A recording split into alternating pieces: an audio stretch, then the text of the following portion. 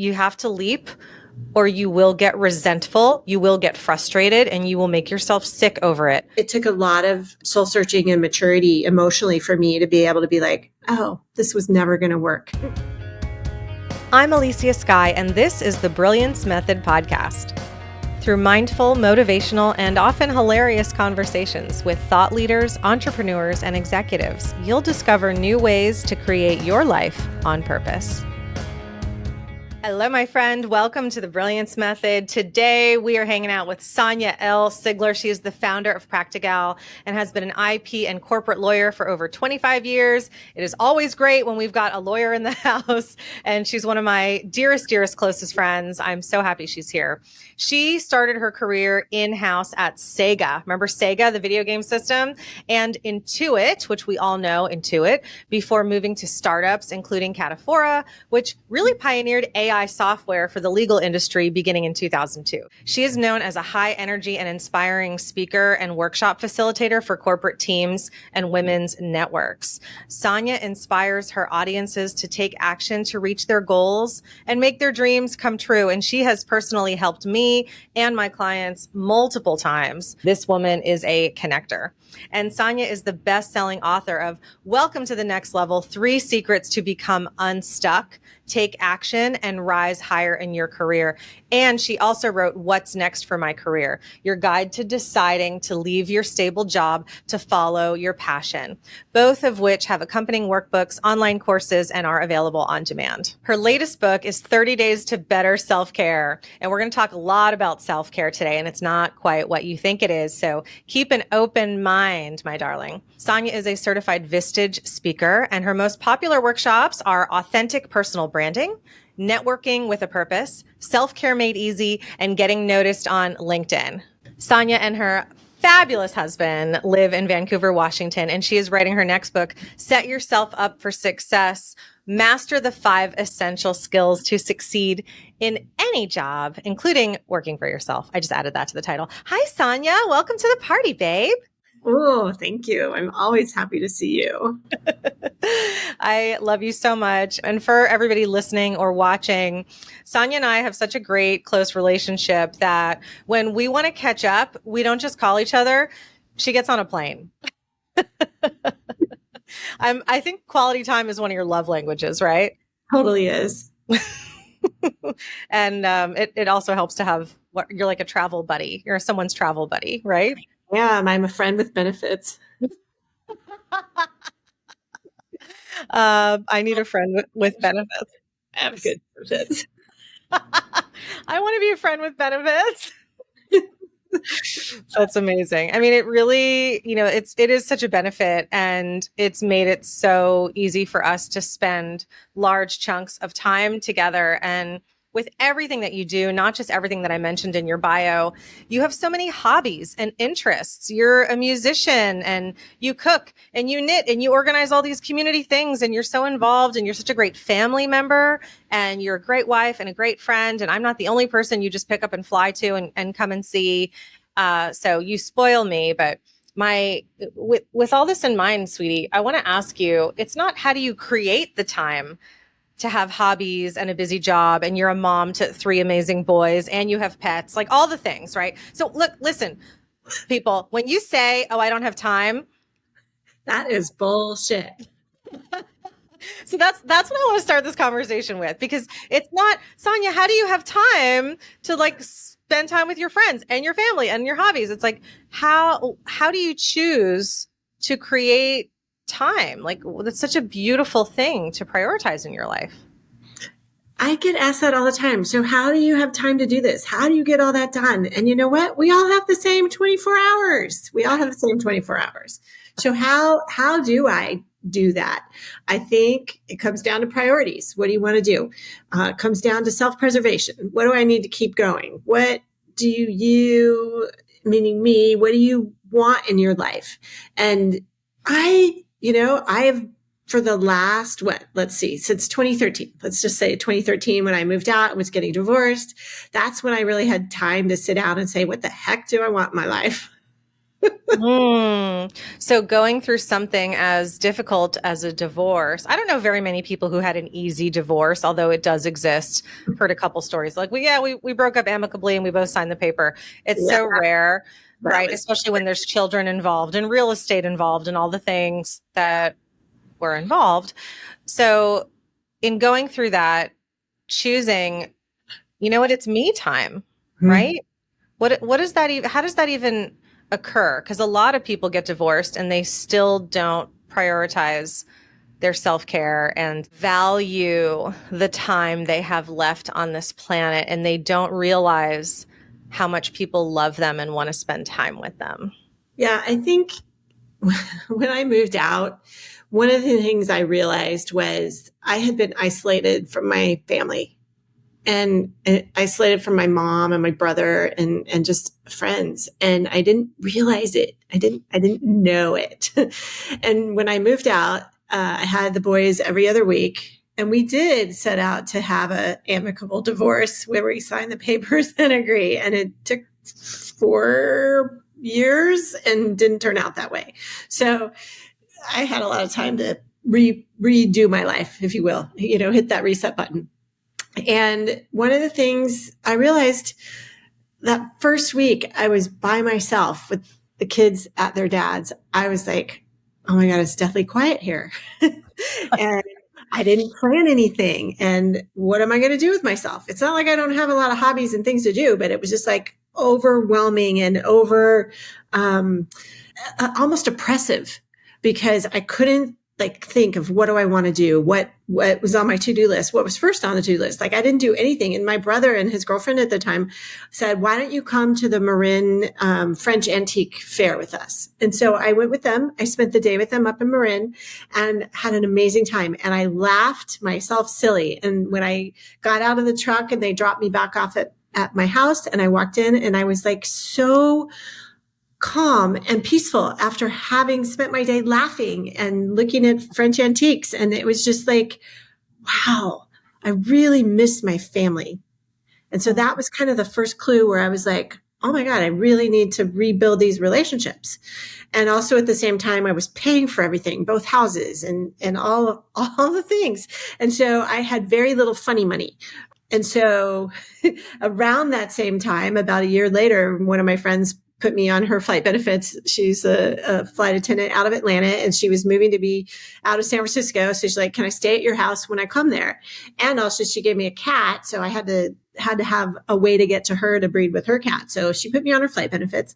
And so that allowed me to fly and share time with people like you and her and others, but also to plan once a month or twice a month when I didn't have the kids to go see people and rebuild those friendships, rebuild those relationships. So I had to make a concerted effort to do that. And I think that was kind of the first step in realizing I have control over how my life goes from here on out. Mm-hmm. And before I felt like I might have been on a hamster wheel or, kind of autopilot. And so that was kind of the first step. So listening to your story, do you feel like overloading a calendar is a trauma response or a way to feel safe or in control? Yeah. And I did that for years and years and years. And I do a lot of volunteering. I was on a school board for 14 years. I ran fundraising for 9 years at my kids' school. Like I did a lot of things. And I do think that was a way to not deal with a relationship with my first husband that was not working and kind of, shoving that under the rug and being like, I just got to get my kids through school, or I just got to get through this job, or I just got to get through it. And so I think I did that. And then when I took this job in San Francisco, I still lived down the peninsula. So I had about an hour commute. And what that enabled me to do was if it didn't involve writing my first book, I said no to everything. So that was the other thing is I learned how to say no. And you wouldn't think that that's one of the self-care things, but let me tell you, that has been a blessing in disguise to learn how to say no. You taught me that no is a complete sentence. Yes. How many times have I heard that? No is a complete sentence, Elysia. Okay.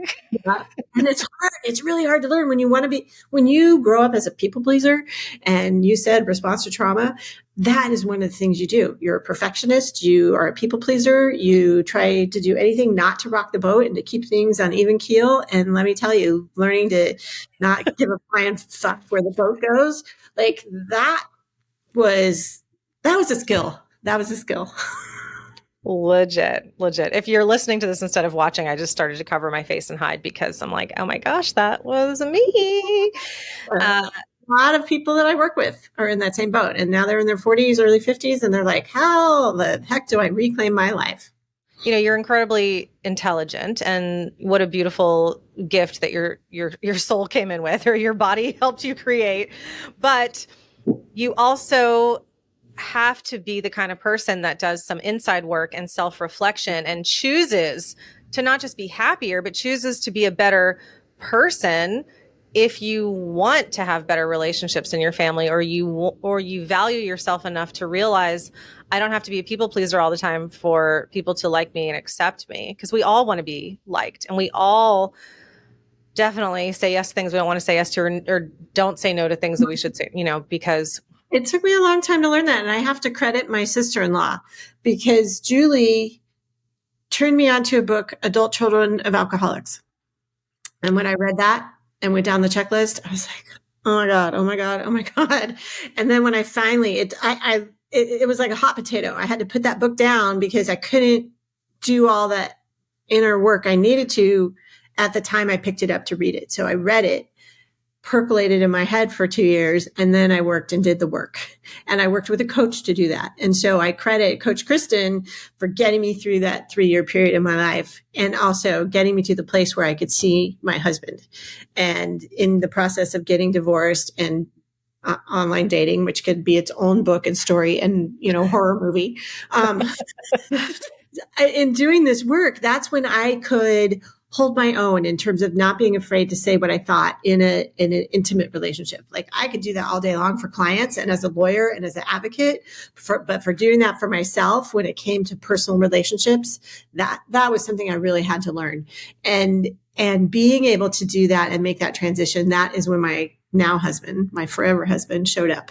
And so I could see him for who he is and appreciate the kindness and empathy and compassion that he has. And that relationship with him, I think, is a soul contract to really be a partner. Mm. Wow. And you so deserve that. Don't we all? We do. We all do. And, we don't have time to go into all your magical stories today, but we will get through a few more. You have requirements in your life, and we all should have requirements in our life. And it sounds like the work that you did gave you the strength and the power to share your requirements with your now husband. And he could say, I meet them or I don't. And he does meet them. And it's when, Andre Quinn talks about this in the Quintessentials in chapter 3, that when you share your requirements and you realize they're non-negotiables, it's either a match or it isn't. There's no black and white there. There's no judgment there either. It is or it isn't. I think we go through so many parts of our life thinking we can make this work. And I would characterize my first 24-year marriage as trying to fit a square peg into a round hole, where we didn't share the same values. We shared a lot of surface or superficial values, but not when it came to family and not when it came to self-responsibility. So two of the things that I really hold dear were not a match. And being able to say it's not a match and don't take it personally, because I think me and my first husband took things personally. And so it took a lot of soul searching and maturity emotionally for me to be able to be like, oh, this was never going to work. And to be able to realize that. So those values and being able to recognize it for what it was and not be able to, to keep trying to put that square peg into a round hole and think, oh, I can make this work. I can make this work, when you can't. And that is so much of what you help people do in their careers. Yeah. So if somebody is in a relationship that's not working, right? We've been talking about marriage, but now let's talk about a corporate contract, or maybe they are an entrepreneur and they built a business based on something they thought would make them money, and it is making money, but it's not fulfilling their soul, right? What do you do to get out of it and change gears? I think one of the things I do is I really help people get clear on who they're trying to serve and why.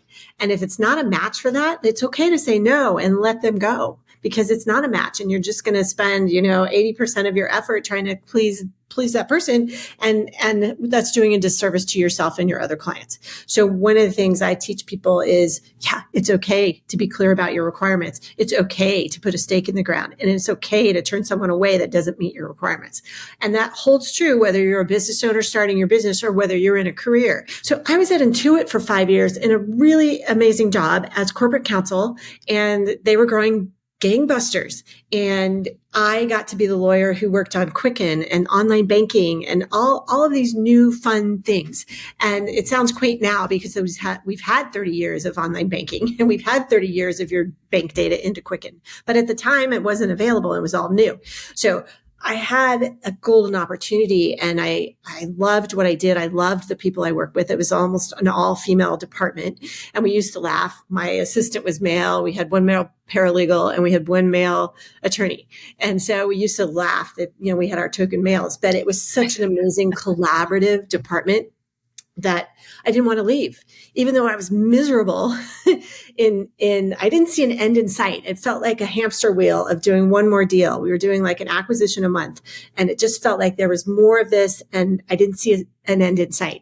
And I had gone back to school and gotten all the marketing and business administration certificates, and just was like, I really need to get to the business side. And so I was trying to do that internally, and it just wasn't working.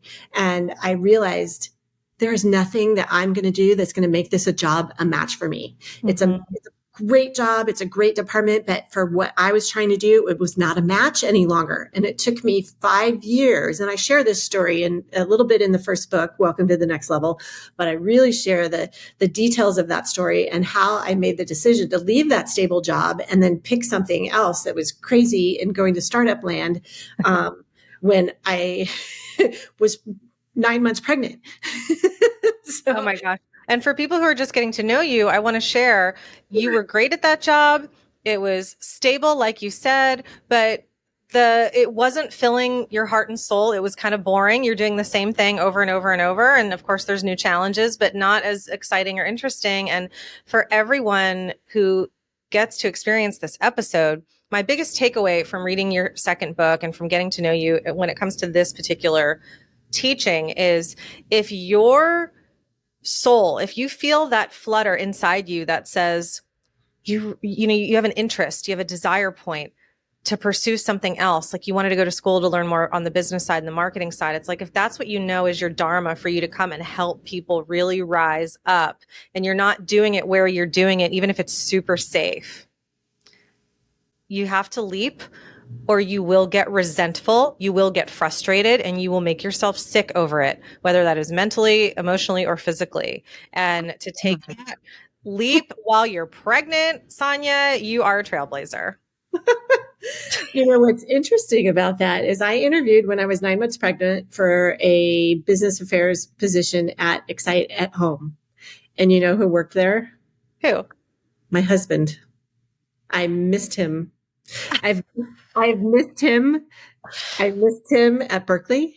I missed him at Sun Microsystems. I missed him at Excite at Home. And I met his brother and parents for 10 years before I ever met him. And so it's this way. So I turned that job down because I was afraid. I turned that job because I was afraid to make a change. I stuck with that stable job. And it took another kid and another pregnancy to say, I can't do this anymore. I have to make a change. And so it took me that long to realize this is not going to work. Okay. I want to jump in because you just touched on something that has nothing to do with self-care, but it seems like the universe was conspiring to put you and your husband Keir together, like 5 times before you actually met? I want to talk about that for a second. What is your opinion about that? Why did you not meet until you did versus if you had met when you were in your, 30s or whatever? Yeah, I think I did not meet him until I could see him for who he is. And I had I had a lot of work to do on myself, like emotionally, so that I wasn't the emotional age of a toddler. You gotta give yourself a little more credit than that, babe. Well, now I think I was at a 2-year-old level, like I wouldn't say selfish is not the right word, but like, I just couldn't see outward very well. And so I didn't meet him until I could see him. And, cause like I said, I had known his brother and his parents and had been camping with them year after year for 10 years or so before I ever met him. I don't think I knew that. Yeah. And then so I would go down to Brett and Julie, so his brother and sister-in-law. I would go down there for Thanksgiving, for New Year's. Cause if Greg had the kids on Thanksgiving, I didn't want to be by myself. So I went down there and hung out with their family. And Greg's your ex-husband. Yeah. And so he's now deceased, but at the time he was alive. And, so I just would spend time down with them, and it was such a great time, and had such an amazing relationship with them. And, really, Julie, like I said, had given me the book, Adult Children of Alcoholics. It was life changing. And so just doing all that work and maturing emotionally, it wasn't until their wedding that I met him. He was one of the groomsmen. And I was like, oh, I've heard all about you. And he's like, I don't know who you are. Who's this weird lady that wants to dance with me?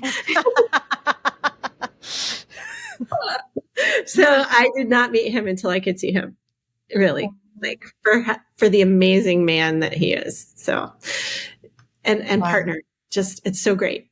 And I want to say that this is not just relationships. This is anything you choose to do. So if you're starting your own company, or you're running your own company, or you're choosing to change jobs, it's all the same thing. It's the universe is conspiring with you to get what you want. You just have to be clear about it. So when I was clear about those requirements, that's when he showed up. I swear it was like a week later. The minute I put that last requirement, I had a yellow sticky, and I had everything written on this yellow sticky. And it took me a little bit of time to really suss out what my requirements were, because the first thing that went on there was, I want a partner. I don't want to take care of somebody else. And I don't mean that in like a caretaker kind of way. I just want someone who's personally responsible, or takes personal responsibility for things. And so being a partner was top on that list. And then when I was working with, oh gosh, I can't believe I'm going to share this story. When I was working with a coach, I had met this guy, and it was the first time I had someone who was going to stay the night, and my kids were with their dad. And so it's like 11 o'clock at night, and he literally like jumps out of bed and says, I got to go home and feed the dogs. And I was like, what is going on? I thought he was going to stay the night, and I was super excited. And the next morning I wake up and I'm looking at the stack of books on my nightstand, and it's like, Adult Children of Alcoholics, Turn Your Mate into Your Soulmate, Boundary Issues. It went on. It was like everything that I had worked through or was working through. It was all those books. And I think I just scared him and he ran off. But, good then. Good. That was my first clue. And I was talking to the coach I had at the time, Coach Kristen, and I mentioned her earlier. And she's like, but you do the work. And I was like, well, yeah, why do you read the book if you're not going to do the work? And so she said, you have this insatiable intellectual curiosity. You do. So that was the word I wrote on there, intellectually curious. So that became the first trait, which was non-negotiable. And so it took me a little time to work with Kristen to like pull these things out, and online, the dating that I had been doing online or otherwise, to really see the non-negotiable values that were important to me. And I hadn't done any of that. Like a lot of families do that together and they talk about it. Our family was not like that. We did not talk about those kind of things of what do you look for in a spouse, or what do you look for in a partner or a friend or whatever. It wasn't like that. You just didn't talk about those things. So putting that list together was really essential. So that clarity, that's really what I help people find now, is I help them find that clarity, whether it's in a relationship or whether it's a relationship with your job or with the relationship with yourself. All of those, that clarity is what leads you to that next step. So getting clear about all that, I swear it was like a week later, Keir showed up. So then in this theory, clarity is how you manifest. It is. It is. Right? So it's having the clarity, and then it is believing, not just believing, knowing you are worthy and deserving of having it. And then, of course, what we know about the law of attraction, of feeling into it, visualizing it, and just, you can even just daydream about it. I'm sure you daydreamed about this person, this figure. Make cocktails. They had to like to watch old movies. Like, I love it. Very list. When I wrote my requirements list, which brought Kaylin in, I had been through my own series of just shitty relationships, difficult relationships, hard relationships. I would say 8 out of 10 were difficult. And maybe the 20% that weren't, I was bored or I didn't treat them, with the level of gratitude that I could have, because it was too safe or too boring. And I was looking for a little bit of a bad boy. And so trying to find that scale, feeling, being met, being measured with reciprocal gratitude, love, and energy. My requirements list, it was really long. I don't advise anybody to do this. It was 50 things. I had 50 things on my list. And here's an interesting thing about manifesting and when the universe is listening. And I'm grateful for it, because had I done it any differently, maybe I wouldn't be with Kaylin. But I wrote 50 things, and I was trying to be so intentional about all those things being positive, so to speak, right? So instead of writing non-smoker, right? I didn't want the universe to even hear the word smoker. I was like, okay, so I'm not going to write non-smoker. I'm going to write makes consistent, healthy choices, right? So I was trying to like trick whatever gods are involved in answering your Mary Poppins list. And I fucked up on 2 of them. One of those things was I wrote, not afraid of the doctor. Because most men refuse. Right? And I'm like, oh, I'm so tired of dating people who are like, whatever, it's not a big deal. And as a cancer survivor, the first thing that I did when I thought I had cancer was I called my doctor in the middle of the night, right? So I'm like, I want somebody who embraces physical self-care. So I wrote, not afraid of the doctor, but I have a happy ending about that story. And I wrote no anger issues. I was like, Elysia, oh my gosh, right? So who did I call in? I called in so many other things, 48 things on the list, right? Has a great relationship with his family, is creative, loves adventure, loves travels, is generous, will cook and clean, right? All the things that I don't do. Right? And so that. So I think I was just on a roll and I didn't check my own homework.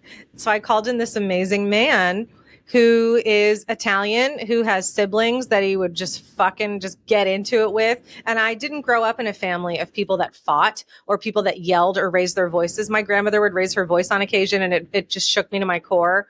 And she would always say, I'm not yelling, I'm talking loudly. That was her thing, because she never was trying to come off from a mean place. But I had to get used to sometimes my husband and his siblings will just blow the fuck up at each other.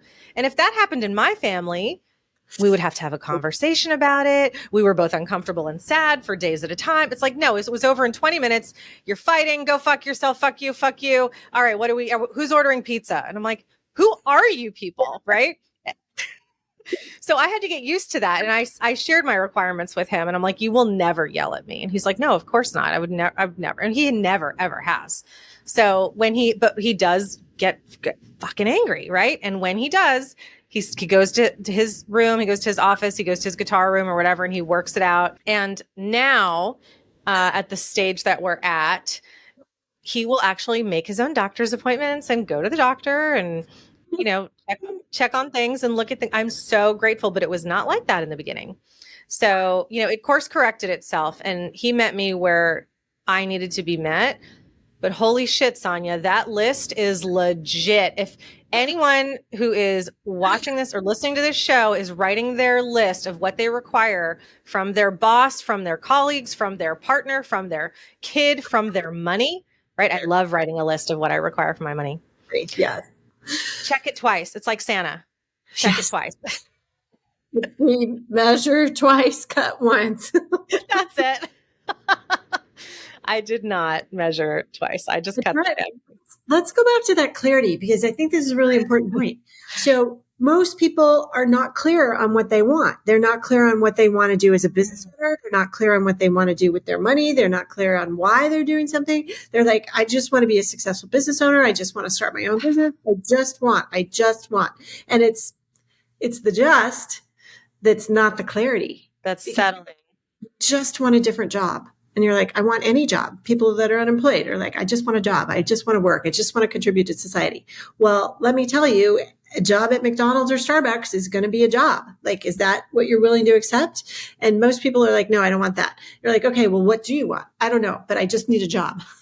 So it's pulling that information out of them and pulling the requirements that do provide that clarity. And that, I think, is a skill that not every coach has. And I know that is one of my greatest skills, is to help people be clear about what they want.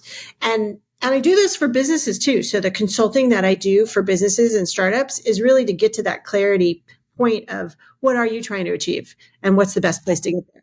So once you can get that level of clarity, then you can proceed forward. But until then, you're going to be kind of in the mud. If you don't have clarity on what you require, it will be very difficult for you to write this list, or you're going to mess up the list, or you're going to be frustrated the entire time. Can you give our listeners some tips on how to gain clarity on their requirements until they are able to connect with you, work with you, and read your books? Yes. So one of the things I recommend, and I write about this in my books, and I take people through this exercise very early on in our working relationship. So very early on in working with people. What are your requirements? And I divide it because a lot of people can't just come up with they're like, I don't know. And so then we whittle it down by putting into 3 categories: must-haves, nice-to-haves, and cannot have. So the ones that are like, whatever my job is, I don't want a boss that's an asshole. Mm-hmm. Okay, wait, go back. How come people don't know what they require? I think going back to something we said early on in this conversation is taking the time for reflection. Mm-hmm. So what do I like about this job? So when I was like in my second maternity leave and I had all that time to sit around, with a baby and a toddler, I was like, I would get physically ill thinking about going back to work. Now, I said earlier, it was a dream job. It was a dream job. It was a great department. I really, really loved the people I worked with. I loved the leadership team of Intuit. It was just such a great company, and I was there at such a great time. And realizing that can all be great, but you can be in the wrong position. You have to do some reflection about what about it is not a match for you. So what was not good for me? And so part of what I did was like, what do I like about this job? I like the new things. I like the innovation. I like the people I work with. I like the technology aspect of solving a problem. So I really had to just kind of like, what is it about this that's good? And it's the same process I use with clients: is what about the job you have do you love? What about the job you have you drive you around the bend? So when you start looking at things and become granular about it, and you can, take that time to reflect on what's working, what's not working, what you like, what you didn't like, that provides you some clarity. And I think when people say, I don't want X, well, what do you want? And then they are like, oh, I hadn't thought about it. They just know I don't want that. So that's wild. Most people don't think about what they want. Most people don't think about what's going well. They're so laser focused on the negative. And it's, criticism, and they can't get over it. So the other part of taking people through this process is they get confident in the skills that they do have. They're like, oh my God, no one's ever told me that. And I think the other part of the equation is I have people do this, what I call every job. Just write down every job you've ever had since you made a dime. That was fun when we did that. I was remembering jobs I didn't even... Sales, right? Yeah. The sales. You and I have had this conversation about, I don't like sales. It's not that I don't like sales. It's that I don't like sales that are like door to door, where I feel like I'm intruding on something. But I really liked working at Macy's, and I really like working where people approached me, because then I could be the problem solver. Then I could be a solution, provider. So from that perspective and realizing, okay, don't do sales in a proactive sense, do it in a reactive sense. And so when I realized that, I was like, oh, I can do this. Mm-hmm. I really like business development where I can like be a, solve problems for people. So that mindset change of looking at that trend and seeing what was there for people, that was such a great discovery for you because you are a problem solver. And what do I need to do to make this happen? When you got was it your SAG card? Mm-hmm. My Screen Actors Guild card. Mm-hmm. You're like, you had a method. You're like, what do I need to do this? And then you did it. And it's like, okay, most people don't do that. They don't look at what do I need to actually make this happen? They're like, I just have this vague notion I want it to happen. And they don't actually break it down and look at what's required. I think that safety mechanism of accomplishing that big goal of getting into the union when I was 19 years old is the same thing that helped me get through breast cancer. Because when I got my diagnosis, that's exactly what I did. Is I was like, okay, well, what are the steps that need to be taken in order to get through this, conquer this, and never get it again? Yeah, and follow those steps. And I'm still working on them every single day. Right, and you have to take care of yourself. Correct. That's why we're having a conversation, girl. I'm taking notes. I've learned so much from you on the take care of yourself, eat good, healthy foods. And what does that actually look like? It's not chocolate chip cookies. It's kale and protein powder that. Yeah. I remember when you came down for my content camp event and you were like, ooh, I'm going to Elysia's house. I know that I'm going to eat well. I know that we're going to stay up way later than we should. And I know that she sleeps in, so I can go out and exercise. Like, you were so proactive about what works about how I live my life and how our relationship dynamic is, that you're able to plan your days in your benefit for all aspects of your health. And I respect the shit out of that, because most people leave town and they're just like, oh, she sleeps in, I'll sleep in. It's like, why do you abandon your self-care to match someone else's bad habits? Not that sleeping in's a bad habit, but I should get up earlier. So it goes back to the reflection. Yeah. So before I came for those, 10 days, I was like, okay, what's it going to be like? I'm not going to have my husband there because he's my sleep aid. So he helps calm me and become restful so that I actually fall asleep. So I'm not going to have him there. So what do I need to do? I was like, oh, I might actually have to take a nap during the day. So I was like, okay, I could do that. And then I was like, okay, I like to get up and exercise first thing in the morning. So I actually brought running shoes. So I just planned ahead a little and I really thought through what's it going to be like. And I know I'm going to eat good, healthy food because Kaylin is an amazing chef and you eat healthy. So I knew I wasn't going to be eating Oreos. Does that mean you never did anything? No, we had good cocktails and bourbon and, there were some other things on that list. 95% of the time, it was like, let's take good care of ourselves so that we can be productive and amazing together. And I think that little bit of reflection, not everybody does that. So so being clear about what you want and what you want to stick to. So I stuck to my routines, even though I was traveling. So that was first thing. Second, what do I need to do to get good sleep? I knew we were going to stay up late. Well, I did not have caffeine. So like all those things that keep you awake. I did have a lot more water than I usually drink. And so there were a couple things where you're just like, okay, I can make this little change and accommodate what's going to go on in that trip. So I think that reflection time and that clarity can help you take care of yourself the way you need to. Yeah. And the formula, which you said while you were talking, but I want to call it out, is I'll do this so that this, right? Mm-hmm. There's a so that benefit result. And if we know that we are worthy and deserving of happiness and health and great wealth and joy, then we will stick to it and honor so that we can receive the benefit instead of just, all right, I'll just be micro depressed and anxious today because I ate a bunch of sugar all night and stayed up late, didn't nap, and blah, blah, blah. Right? Yeah. Mm-hmm. All those bad consequences. So the other part of that is knowing that we were going to have late nights and knowing that we were going to be having busy production schedules, knowing I was going to be out of my comfort level and in front of a camera, just led me to do some things that were like, okay, I'm going to sit by myself before we go on stage. I'm going to sit by myself and just get into that zone for what I need to say. And I think that was the other part of it, is just reflecting of what it's going to take for me to be successful, knowing I'm going to be out of my comfort zone.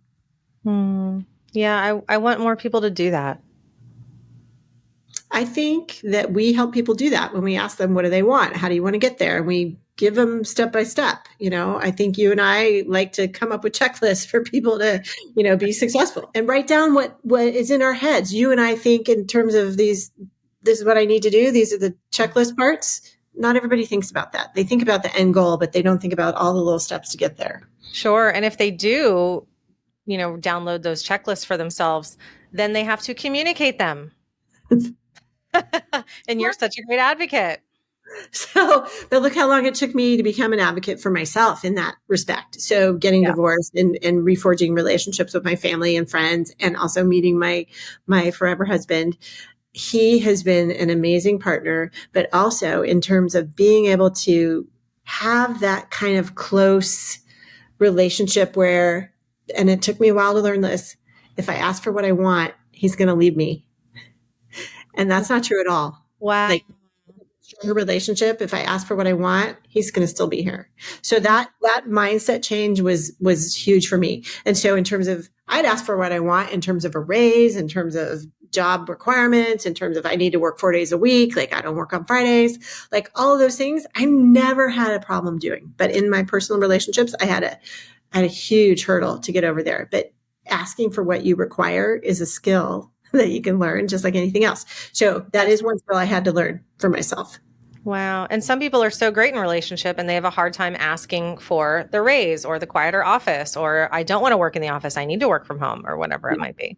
Yeah. So in that sense, they're afraid of getting fired if they ask for what they want. So it's two sides of the same coin. It's asking for what we want and advocating for ourselves. That is one of the essential skills, is the advocacy role. Wow. Okay. So we have clarity. We're writing our requirements list. We're writing our every job list. And then what's the next piece? Look at trends across the board in those and what that means for you so that you know what your top skills are. So your superpowers, like I say, and I make a joke of it, that I organize chaos. That's exactly what I do. So as a lawyer, I had to take an enormous amount of information and distill it down to something that was actionable. And so for whatever reason, that is a skill I have. And I do that in every aspect of my life.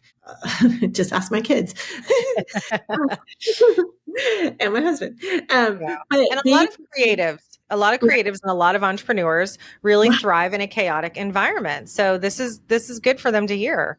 Yeah. So taking that information from your requirements list, from your every job, and getting that clarity, and then really being able to distill all that information down to whatever your superpowers are. And then I help people talk about them so they become comfortable, because most people know they have skills, but they don't ever talk about it. So that lack of self-advocacy, that lack of self-authenticity in the workplace or in the business place, actually being able to say, this is the kind of client I serve, and then being able to say no to the ones you don't. We talked about that a little bit ago. Yeah. That clarity on who I am and what my skills are. I don't say yes to every client. Like if I'm not able to serve them, I'm going to find somebody else that can help them. So you talked about me being a connector early on and introducing me. That is why I'm a connector, because I don't have all the answers. You have answers. I send people to you. So finding that person the help they need and being able to really look at the situation and say, this is what this person needs to move on. They need to see how amazing they are. Give them that confidence back. And what an act of generosity in both directions, to hold up that mirror and reflect for them. Here's where you're powerful and incredible. And it's not just because I see this in you, it's in your lists that you've given me. And also, if I'm not the right person to help you, it is so generous to say that, not just take their money and do a shitty job, which none of us would ever do. But, I get the scarcity piece. Some people are like, oh, I needed the client, so I took on this person. They weren't quite a match. It's like, that never works out, just like dating, right? So how generous of you to be like, ooh, you know what? But let me connect you with this person. And then isn't it fun to refer out your friends when you really want to help someone? It's such a joy. I love having a good set of friends, family, other people who provide things that I don't provide, because we can't be an expert in everything. I do a lot of things. And yes, I'm a musician. Yes, I have a lot of hobbies, but I don't cleaning, that's not high on my list. So I'm married somebody who likes to do that. Um, but if I did, then I would, hire a cleaning person and make a referral. So I like having that kind of ecosystem put together and being able to, solve problems for people.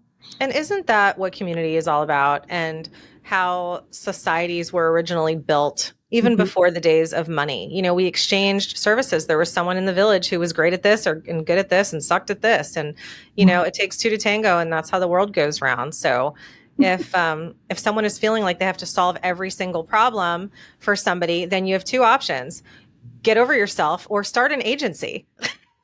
Right. And in your agency, you will represent contractors who can solve every problem for all of your clients. But that's not the point. And I shared this analogy on my Instagram recently about being a sushi knife versus a utility knife. When you're a utility knife or a Swiss Army knife, you're a little bit dull on all sides, and you could help everybody with a little bit of everything, but you're not a sharp tool, so you're only going to take them so far. And if you're new in business, if you're new starting your company, it's great to have a generalist like that, utility knife or Swiss Army knife, because you just need support. But when you are laser focusing to help someone with a specific thing, like you do, Sonya, to get to the next level in their career and have like insanely powerful clarity on who they are, what they offer, and what they're worth, you need a sushi knife. And I learned this from my husband because he is a chef and he has all these different knives. I'm like, why do you need another knife? The other day he bought this sashimi knife. I'm like, holy crap, that looks like a murder weapon. And he's like, and it is. It technically is. This is the best knife to fillet fish, to cut fish. And I'm like, that's true. Every single knife has a singular, unique, powerful, and brilliant purpose. And it doesn't mean that you might be a sushi knife in a couple different areas or 3-4 different areas, right? We can all be more than one thing. And you might be a sushi knife, playing trombone, and you might be a sushi knife as an attorney, and you might be a sushi knife as a business coach. And you get to be, those are different knives. I'm going to tell you another funny story. So my husband and I went on a first date almost 8 years ago, July 2nd. And we went to the county fair, and the next day we went golfing with his best friend and girlfriend. And then we all came to my house for barbecue, and he got there a few minutes early, and he's like, how can I help? And I was like, already like, yes. And I said, oh, it'd be really great if you cut the vegetables. And so he's like, do you have a knife? And I gave him a knife. And he's like, do you have a knife sharpener? And I was like, oh, and I gave him this phone thing. Do you have a knife? Oh, thanks. Do you have a knife sharpener? It's like, oh, shit. No, do you have a knife sharpener? And I was like, product of divorce. These are the knives I have. And so his best friend ordered a knife sharpener on Amazon on the spot, and I had a knife sharpener show up the next day. But Kira has been keeping my knife sharps and of my family members sharp since we met. And that is part of the process, is keeping the knife sharp, not just being the sushi knife, but keeping it sharp and being able to, I'm going to say, learn and hone your skills, because that's part of the process too. So essential. Thank you for that ad. I'm going to steal that. I'm going to borrow that. When I teach this, it's true. That's continual education, continuing to get better, honing your craft. Even as a musician, as you are, you have to keep practicing, and that's part of what that is. And you do that, and you're so involved in so many things and so many communities. How many boards are you on?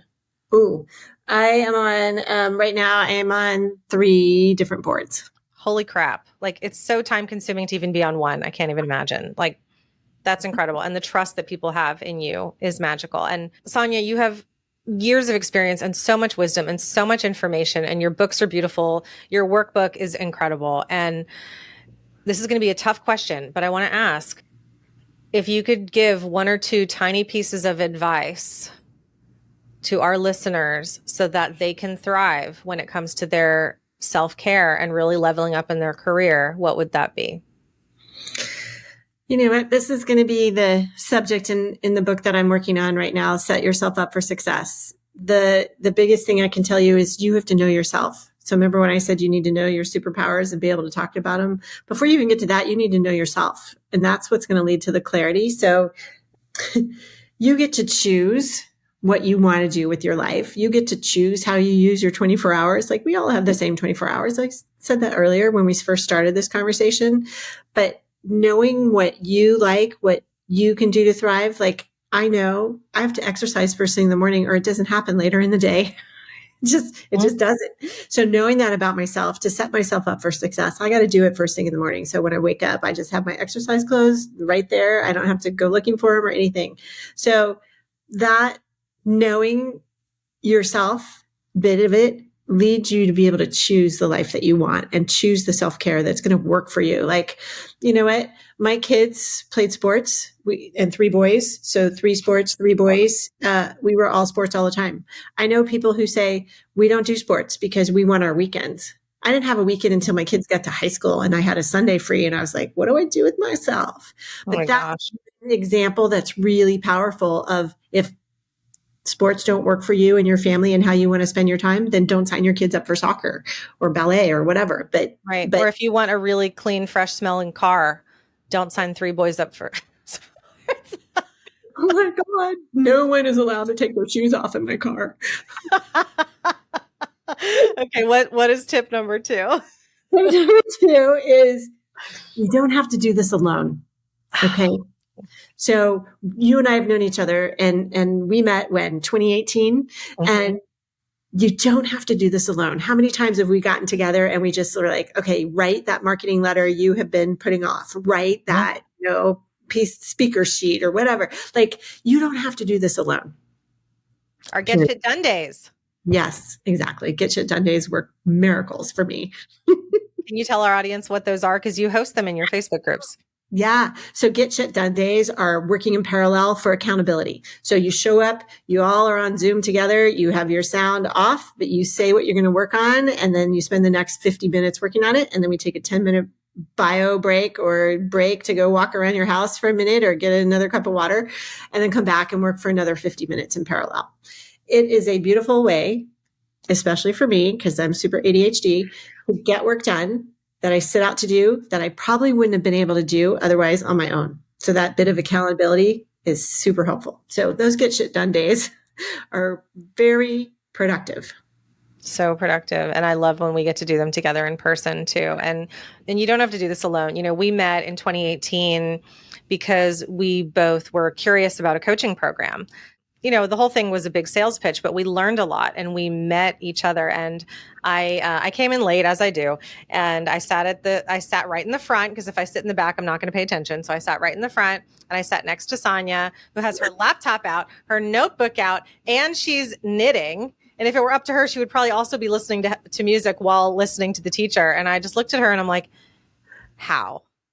How do you do all of it? I need to learn from you, right? And I'm sitting here just like one moment at a time, one thing at a time, and so whatever ADHD you have or I don't have or you don't have or whatever, it's a good combination. So for each other. Find your penguin, and I have found a penguin in you that we can accomplish. When Ingrid Turner comes on the podcast and talks about human design, she's going to talk about gates and how we have different gates of like focus and completion and money and different energy. And I'm sure in our human design, you and I complete a gate for each other somewhere because we can do that. It's true. And mindfulness that you had attracted me to you because it was like, oh, I need to learn more of that. And that's wonderful. It's wonderful that we get to do this for each other. And when it comes to, you don't have to do it alone. If you're an entrepreneur or, you're in a corporation or you're in a corporate environment and you want someone to bounce ideas off of, that's what coaches are for. That is what Sonya is for. And that's what her books are for and her workshops. So please find her, work with her, learn from her, be inspired by her, laugh with her, have a drink with her. She is a good time and one of my dearest friends. So my love, how can people find you? And I'll make sure this is in the description under the episode here. So find me on sonyasigler.com. So just my name altogether. And also I would encourage you to connect with me on LinkedIn. So just put a note in there and say, hey, I met you on Elysia's podcast. I got to hear you and now I want to know you better. So just send me that on LinkedIn and I'm happy to connect. But those two ways, LinkedIn and sonyasigler.com. Perfect. Okay. One last question, even though I'm out of time.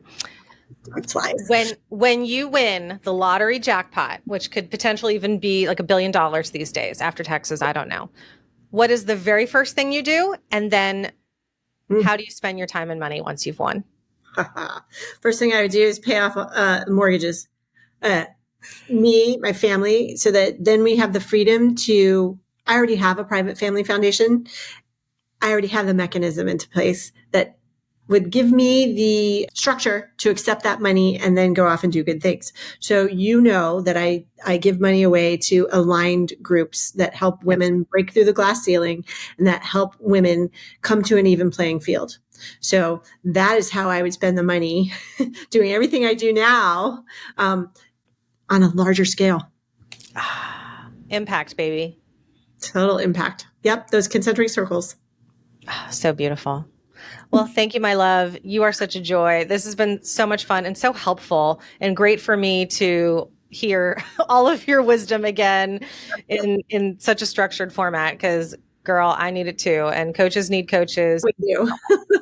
Yeah. Thank you for having me on. What you've put together with the Brilliance Method is excellent, and I'm glad to be a part of it. Thank you, my love. All right. I will talk to you soon. I will see you soon. And thank you, everyone, for listening, subscribing, share this with your friends. Go check out Sonya and connect with us online. See you soon.